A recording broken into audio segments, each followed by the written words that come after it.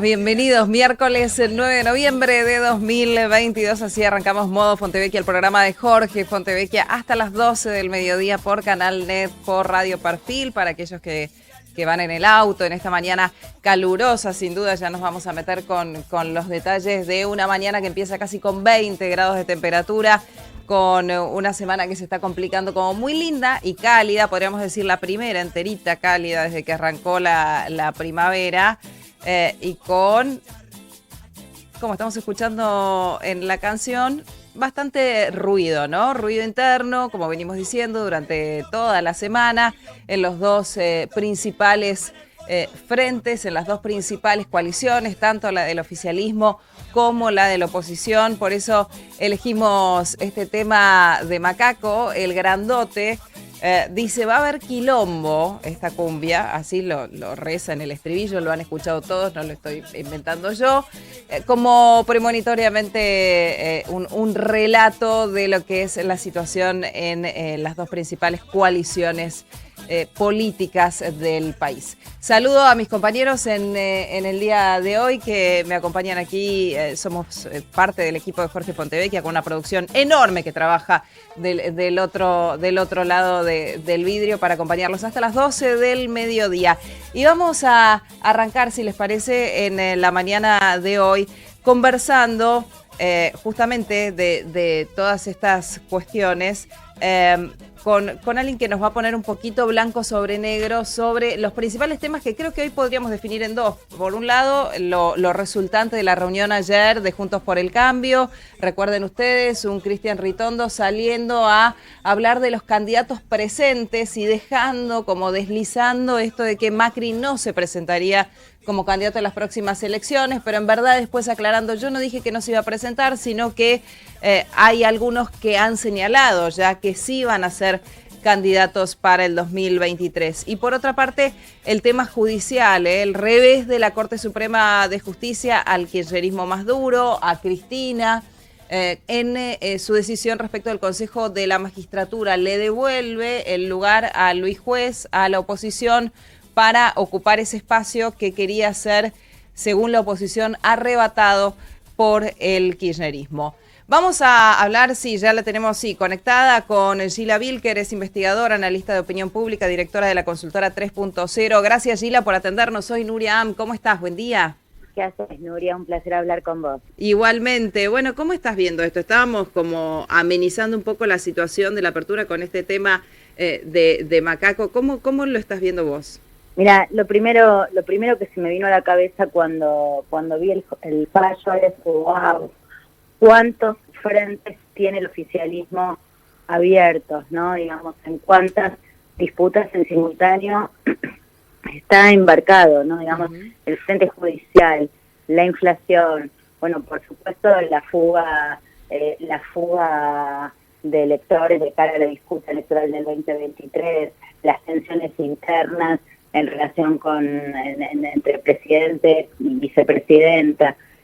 Me da la impresión de que son demasiadas batallas que se dan en simultáneo, ¿no? Sí. Te diría, para un gobierno que está, o una fuerza política que está pasando una situación, bueno, de debilitamiento, ¿no? ¿Se imaginaba esto, digo, en general, había como la posibilidad de que esto sucediera cuando la ruptura más importante empezó a darse dentro del propio oficialismo? ¿Vos veías que esto era lo que venía cuando, recordemos, a ver, no sé si la podemos marcar puntualmente con un hecho, si hablamos de los funcionarios que no funcionan cuando Cristina lo dijo, si hablamos de las renuncias, supuestas renuncias que le habían presentado al presidente Alberto Fernández, ¿te acordás? Con Guado de Pedro a la cabeza, que finalmente nunca la presentó, los que le estaban en ese renuncio dentro del propio gobierno. ¿Eso marcaba el inicio? ¿Imaginábamos que esto más cerca de las elecciones iba a estar en este punto? Mira, yo te diría que el punto ahí de inflexión fuerte, más serio, vos recién nombrabas la puesta a disposición masiva de renuncias, que en realidad fue la respuesta al resultado electoral del 21. Claro. ¿No? Digamos, en realidad ese resultado creó el punto más álgido, ¿no? Mira, la verdad que es un poco incomprensible la tensión interna en este contexto, pero cuando uno lo mira de afuera un poco con un poco más de frialdad, lo que vos ves es que en el momento en el que las cosas parecían ordenarse hace poco con el nombramiento de Massa al frente del Ministerio de Economía, viste que hubo como una especie de impas y acuerdo interno y yo te diría no solo un aquietamiento de los mercados, sino también de las tensiones internas. Bueno, el gobierno rápidamente mejoró, pero las tensiones lo vuelven a hacer caer. Y yo creo que esto va de la mano de una conciencia muy clara, por lo menos en nuestros relevamientos está con mucha claridad, la dimensión política de la crisis, ¿no? Digamos, o sea, cuando nosotros preguntamos si efectivamente la raíz, la naturaleza de la crisis argentina es económica o política, sí. Bueno, mayoritariamente aparece la idea de la crisis política. Uh-huh. Entonces, teniendo eso en la cabeza y con en una escena de fuerte dificultad, la verdad que es bastante difícil de entender estas idas y vueltas. De hecho, vos fijate que en el discurso de Cristina del viernes, sí. No fue un discurso, yo diría incluso más tendiente a la unidad que a la crítica. Uh-huh. No le dio su espaldarazo a Massa, se cuidó mucho en relación con el presidente Fernández, pero al otro día, bueno, las declaraciones durísimas de Máximo Kirchner, sí. Que de alguna manera opacaron la voz de Cristina, digamos, porque finalmente lo que termina primando, lo que se termina visibilizando es esos dardos venenosos, ¿no? Digamos, sí. que estuvieron circulando. Sí, y la respuesta directa del presidente, ¿no? A Máximo. Sheila, te quiero preguntar, primero, y vamos a compartir algunas declaraciones últimas que tienen que ver con esto que vos estás mencionando, pero digo, ¿te imaginas a Cristina acatando, ya que hablabas del fallo de la Corte, que le restituye el lugar a Luis Juez dentro del Consejo de la Magistratura? ¿Te la imaginas a Cristina acatando ese fallo? Mira, tengo entendido que la postura del oficialismo es no solo la idea de inaplicable, encajante, inaplicable, sino también la idea de iniciar juicio político. Entonces, no sé bien cuál es el nombre técnico a Rosati, ¿no? Digamos, la idea de no intervención de un poder en otro. Uh-huh. No, la verdad que no me imagino, sobre todo porque vienen de una escena de fuerte tensión entre con la Corte, ¿no? Uh-huh. Digamos, el proyecto de ampliar la Corte bastante desafiante, las tensiones judiciales, así que por eso te decía, lo primero que te dije cuando me preguntaste es cuántas guerras libradas al unísono. Sí, claro. Entre esas, dentro del propio Frente de Todos, se da la interna y se empiezan a escuchar voces que hasta ahora, no sé, digamos, o por lo menos no sobresalían respecto de lo que está sucediendo dentro de la propia coalición. Por ejemplo, la de Leandro Santoro, que ayer sorprendió con la expresión de su desilusión respecto al albertismo. Si te parece, compartimos un poquito lo que decía Santoro. Dale, con mucho gusto. Te voy a decir algo que dije pocas veces. Faltando 10, 15 días para que él asuma, a mí me dejaron de llamar. ¿Quién? Nadie, él. De hecho, vos te acordás que se decía Santoro va a ser viceministro, jefe de gabinete, vicejefe de gabinete.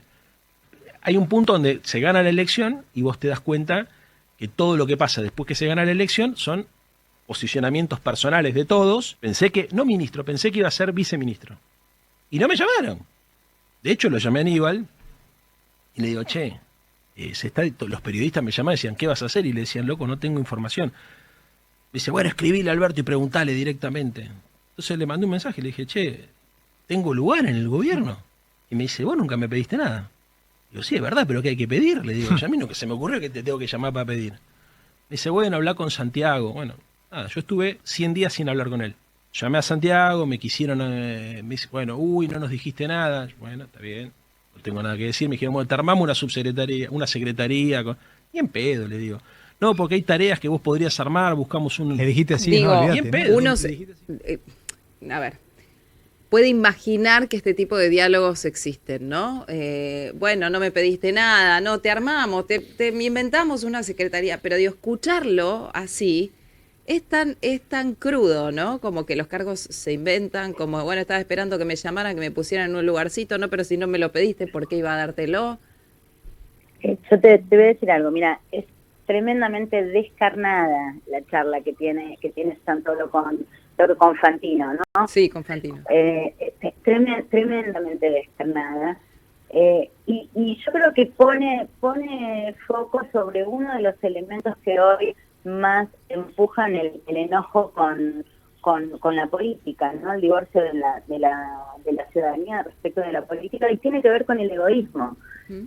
Vos sabés que una de las principales críticas que hay es esa, o sea, solo piensan en la personal, ¿no? Digamos, o sea, la política como un juego de egos en función de los beneficios personales, de los acomodos individuales, y bueno, creo que es una de las cosas en las que pone el foco Santoro, ¿no? Es que yo creo que declaraciones como estas, que bueno, son difíciles de entender, y al mismo tiempo tienen una crudeza, viste, el impacto, yo creo que el impacto que generan tiene que ver con una dimensión de autenticidad, ¿no? Sí, Digamos, claro. de transparentar, de correr un velo, Claro. ¿no? Digamos, ese velo sobre cómo funciona esto, ¿no? Y es como lo que plantea la gran disociación que hay entre el pensamiento del político que ocupa una banca y de aquel que se levanta a las 6 de la mañana para ir a trabajar y de repente se encuentra con que hay paro de trenes y que no puede viajar y que pierde el presentismo. Es como que la clase política muchas veces va en otra realidad, y entonces al escuchar esto, esa distancia se marca mucho más, se exacerba mucho más. Por ejemplo, cuando Andrés el Cuervo Larroque habla de la elección como lo más importante que debería tener el presidente de la Nación en este momento en su cabeza, al momento de pensar en estrategias como para elegir al mejor candidato. Lo compartimos, si te parece. Sensación, y me preocupa que esta obsesión por ocuparse de la parte y no del todo, y del rol no importante que tiene el presidente en ese sentido, me da como una sensación de que quizás no hay una preocupación central en ganar las elecciones, ¿no? En construir una estrategia primero para resolver los problemas de la gente, es lo más importante, ¿no? Tener claro hoy qué vamos a hacer, y después, bueno, cuál es la estrategia para que no vuelva lo que ya vivió la Argentina. Digo, ayer cuando comentábamos esto, se supone que hay armadores, ¿no? Que hay otros que deben estar pensando, más allá del presidente, que obviamente sí, en la estrategia electoral, pero el presidente debe estar ocupado en la gestión. Bueno, viste, hay como una disociación entre el ser y el deber ser, muy fuerte en la clase política y en el argentino medio, digamos, ¿no?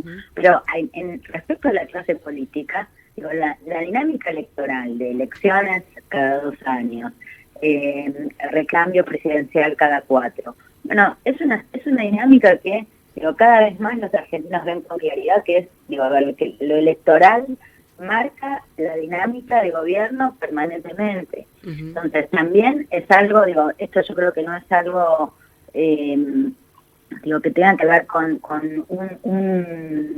un color político u otro color político. Es la dinámica política en Argentina y tiene que ver con las reglas electorales. ¿Viste? Un nuevo gobierno que asume está tratando de aprender cómo es la botonera, ¿no? Digamos, cómo se mueve determinadas cosas, cómo se hacen algunas cosas más rápido, y al mismo tiempo ya está pensando en el ciclo por venir, en el ciclo electoral por venir. Entonces, me da la impresión de que eso también conspira contra una concentración en la gestión, ¿no? Y en la resolución de problemas. Y creo que, bueno, esto también abona lo que hablábamos recién, que es ese divorcio entre la clase política y la sociedad. Compartamos algo más y enseguida también se quiere incorporar a la charla Fernando Meaños, que está aquí en la mesa, Gila. Vale. Vos hablabas justamente de los otros, ¿no? No tiene que ver esto con un solo color político. Si miramos dentro de la oposición, una oposición que parece muy atomizada, más allá de negar cualquier posibilidad de ruptura, con un presidente Macri que juega entre ser el próximo candidato por una segunda posibilidad, por una segunda gestión, y el paternoster nada más de Juntos por el Cambio, que la mira desde afuera y trata de que no se peleen. Quien cambió también su postura en el último tiempo respecto de las internas, por ejemplo, cuando decía que no debía haber, ahora dice que no es posible la opción de eliminarlas. Ayer salían del encuentro que tuvieron que generar un poco para calmar las aguas, y Cristian Ritondo hablaba de los que ya son candidatos, jugando un poco con esto de no mencionar a Macri como dejándolo afuera, pero después diciendo, yo en realidad no lo dejé afuera, mencioné a los que en verdad se expresaron como los candidatos para el año próximo. Lo decía así. La honda preocupación por la situación económica, creemos que Massa nos está haciendo cargo de los cambios necesarios y ya hemos advertido y reiteramos que se está construyendo una bomba económica hacia el futuro. Ratificamos nuestro compromiso por la unidad del PRO y de Juntos por el Cambio, para garantizar las transformaciones que el país necesita. Y hemos establecido un mecanismo dentro del PRO para coordinar entre los precandidatos para que se eviten tensiones innecesarias. ¿Quiénes son los precandidatos? Los candidatos hoy a presidente son Patricia Burrich, María Eugenia Vidal y Horacio Rodríguez Larreta. Mauricio Macri, no. ¿Cómo se calman las tensiones? ¿Cómo se calman las tensiones? Las tensiones están calmadas. ¿Están calmadas? Las tensiones están calmadas, fue una muy buena reunión. Macri no será candidato. Nunca dijo que quería hacer. Nunca dijo que iba a ser Macri, dice Cristian Ritondo, cosa que es real. A Macri no le conviene demasiado estar adelantando su posición. ¿Cómo te imaginas que se ordene eso? Y si ves la opción de algún tipo de ruptura dentro del frente, si rompe uno, rompe el otro. Digo, si rompe el oficialismo, rompe la oposición, y si no, no rompe ninguno. Bueno, esto que vos estás marcando de la dinámica de espejo, si rompe uno, rompe el otro. Digamos, hay muchas escenas de espejo entre las dos principales fuerzas del país, ¿no? Digamos, creo que esta aventura, yo te diría que es una tremenda aventura mantener la centralidad que está intentando Mauricio Macri, que lo está logrando con esta novela de será candidato, no será, jugará, no jugará. No, digamos, fíjate que bueno, está esta incógnita. También está del mismo lado en el frente de todos, ¿no? Digamos, pasa con Cristina, ¿no? O sea, será candidata, ¿qué significa? Esta misma incógnita respecto de haré lo que tenga que hacer, ¿no? La de parte de la declaración de Cristina. Que habilita la misma pregunta, ¿será, no será candidata? Yo creo que, bueno, la dificultad, digo, pensándolo desde la perspectiva, me imagino yo, ¿no? Digamos, pensándolo desde la perspectiva de Juntos por el Cambio, bueno, la dificultad que tiene Macri es mantener centralidad sin tomar una definición. Yo creo que lo está logrando. Creo que también, de alguna manera, la escena, por ejemplo, del intento de asesinato de la vicepresidenta en septiembre, de alguna manera también reveló cuál es el rol que hoy tiene Mauricio Macri en la coalición. Vos fíjate que una de las ideas que circularon en ese momento fue, acá tiene que haber una mesa, se tienen que sentar de modo conjunto Cristina Kirchner y Mauricio Macri, sí, ¿no? Digamos, como, yo te diría, como recuperando ese espacio de centralidad que los primeros 2 años de gobierno, la verdad que los había perdido, ¿no? Sí, digamos, claro. Había perdido esa centralidad, y yo creo que esto también va de la mano de una reconfiguración sobre el recuerdo y la imagen de su gestión.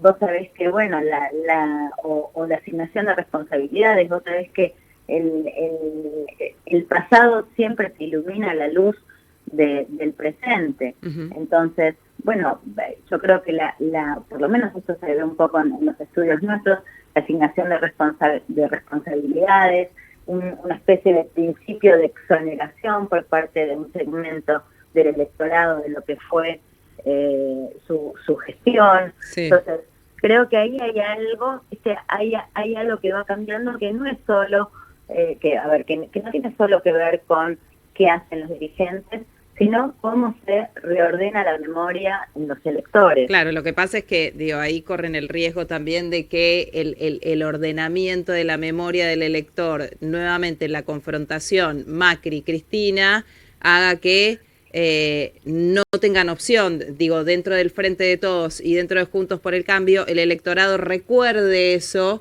y prefiera otra cosa. No sé si me estoy explicando bien. Los que están debajo... Mira, perfectamente. Nosotros preguntamos... El antagonismo entre ellos opaca a los dos. El antagonismo entre ellos, tiene un límite.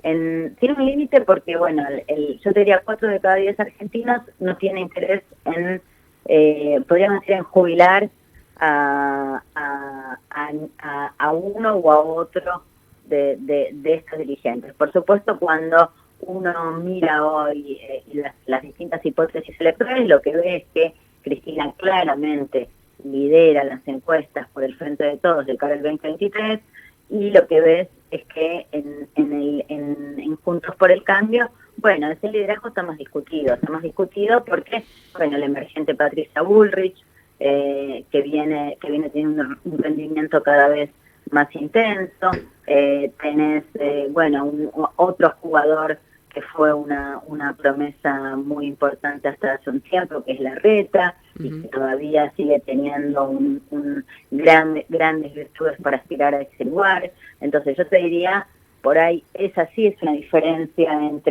entre los dos frentes, que es un fenómeno por ahí un poco más loteado respecto de qué cabe esperar para el futuro, respecto de los liderazgos en Juntos, que no están en el Frente de Todos. Claro. ¿No? Digamos, claramente, sin Cristina en la cancha, hoy por hoy en nuestras hipótesis es Sergio Massa la persona que mejor rinde, pero sigue siendo, si no está, pero tiene que no estar Cristina en la cancha. Claro. Con Cristina en la cancha es claro el liderazgo de Cristina. En ese sentido, ahí vos ves una cosa sí asimétrica entre una y otra fuerza, y bueno, por eso hablamos de la dificultad también que tiene o que representa para Macri mantener la centralidad, y cómo este fenómeno de incógnita, ¿no? Sí. De será, no será, es parte de lo que le permite seguir teniendo este rol todavía de articulador, de centralidad, de visibilidad,